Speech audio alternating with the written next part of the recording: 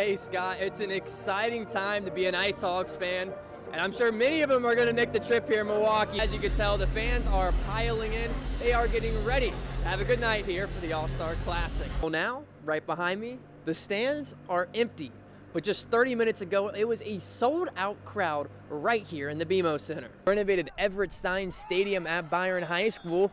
The JV game of the Dixon Dukes and the Byron Tigers are going on right behind me, but we're getting set to preview the varsity game. The Huskies are looking to set the tone this year, and the hard work starts now. It looks pretty similar, like maybe a little out of order and a few new guys. I got Booker and Roman 1 and 2, the duo. We saw them tonight, no explanation needed. Dominic Kelly, like you said, he can throw the ball, he can run. He's always looking for his teammates to get open. If they're not open, he's gonna make a play himself. Tim, what a game by Grayson Weber for Guilford. 2 big touchdown passes in the first half. How impressed were you with him tonight? Said it all year when the chips are down, North just finds a way to do it. They face some adversity, but they get it done. Man from 5 to 1.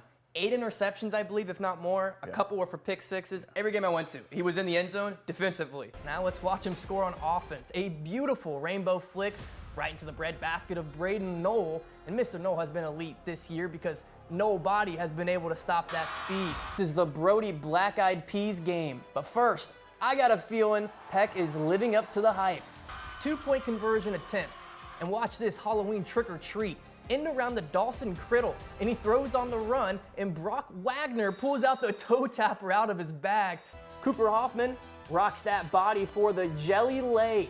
He finished with a chill 21. Black gets to the baseline.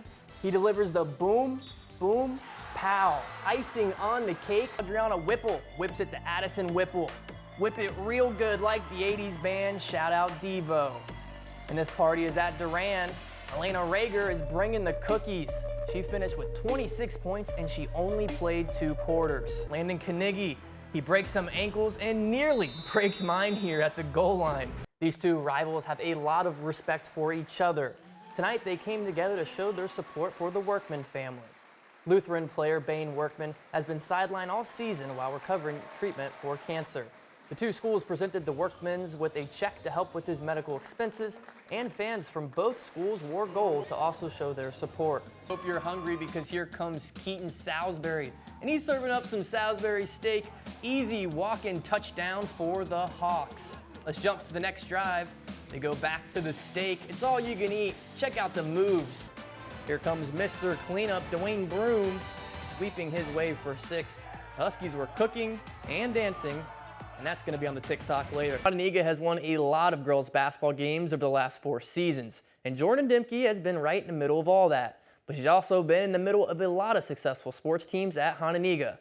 Let's take a look at our overtime spotlight story brought to you by Rockford Career College. Being a standout athlete in one sport is impressive. Being a standout in 4, that's nearly unheard of. Chattanooga senior Jordan Dimke isn't just versatile, she's dominant. Jordan has been a part of conference championship teams in basketball, volleyball, and girls flag football. In track and field, she's reached the podium at the state level, placing 2nd, 3rd, and 5th in the high jump.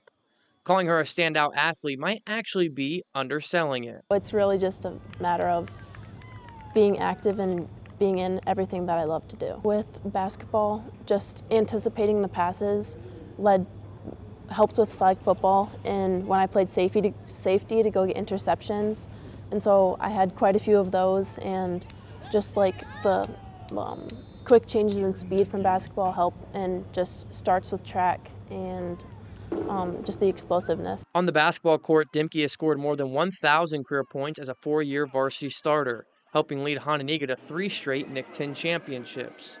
In volleyball, she's tallied over 100 career kills, while adding yet another conference title to her resume. Last year, Chattanooga launched its girls flag football program, and Dimke quickly found a new passion. She became an all-conference receiver, helping the Indians capture, you guessed it, another NIC-10 championship.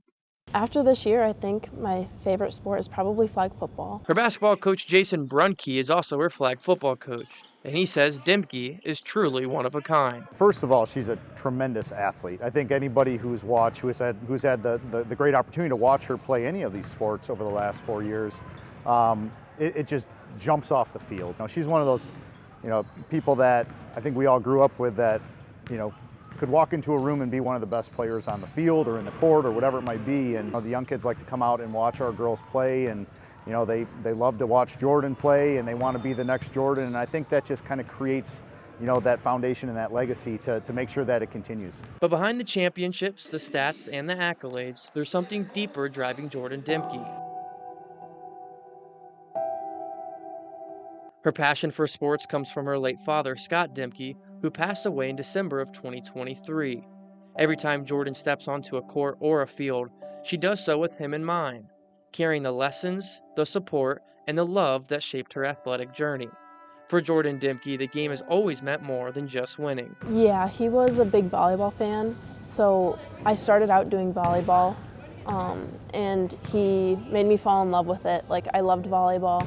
After that sophomore year, because it was mid-basketball season when he passed, but that next coming year flag football came to Honeyniga, but I really wanted to do volleyball one more year just to honor him and his love, and so I pushed through that year, and then this year switched to flag football.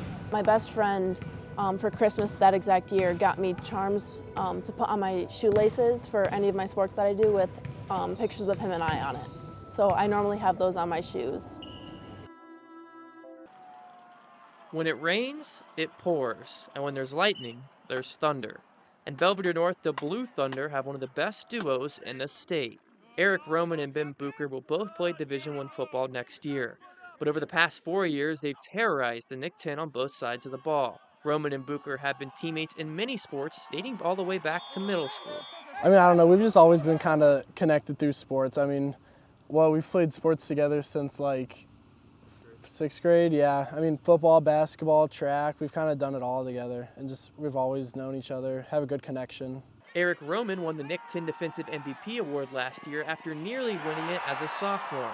Meanwhile, Bucher broke the Nick 10 rushing average with 18 yards per carry, and he also rushed for 18 touchdowns. Bucher is committed to play at Air Force Academy, and Roman has a few Division I offers and could play in the Ivy League with his 4.1 GPA.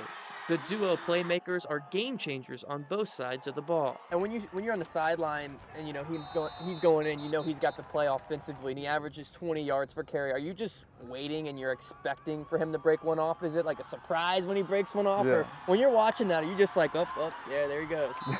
I think we have the same reaction for both of us. Whenever we see a big play from each other, it's just like another day, I guess. Eric's great, man. Both sides of the ball, offense and defensive. Defensive, he's just going out there trying to rip people's heads off. He's just, every single play he's giving 100% effort.